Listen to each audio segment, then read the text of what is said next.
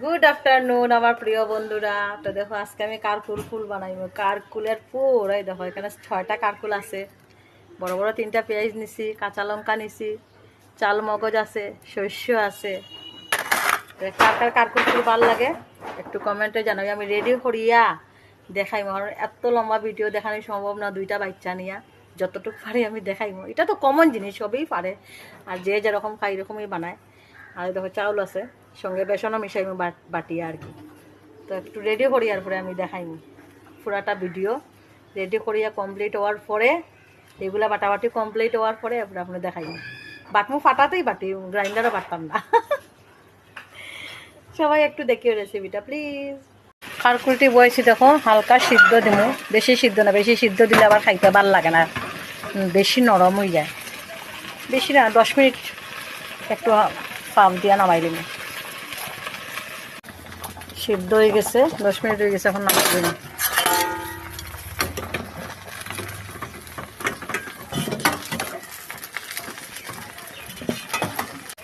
দশ মিনিট হয়ে গেছে, আমি নামাই দিলাম সত্যি কারকুল।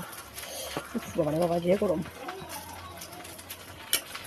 কুসাটি ছাড়াই একদম আলাদা করে দিয়েছি, সবটি পুরো একদম ভিতর ক্লিন করিয়া বার করছি, সবটি করে কুসাটি সারাইছি।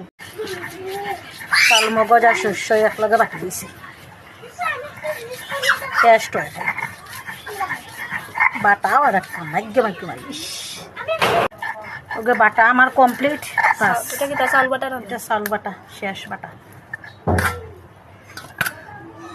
ওই দেখো, এটা কোথা শস্য? এটা চাল মগজ, এটা শস্য। চাল মগজ একলগে বাড়ছি, এটা আলাদা একটা বড় হয় বইটা লেগে বাড়ছে। এই দেখো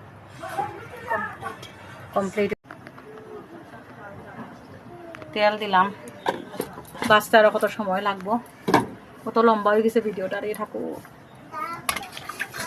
লম্বা বানাই দা, লাইক কমেন্ট বেশি পাইবা না, কমেন্ট বেশি দেয় না মানুষের।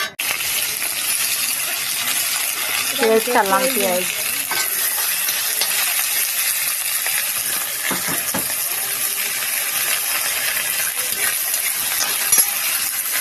আর কিলো কুচাটি ছাড়লাম। পরিমাণ মতো লবণ, পরিমাণ মতো হলুদ, একটু মরিচা দিলাম। শস্যটি আর চাল মগজ মিলাই যেটা রাখছি এটা ছাড় দিচ্ছি।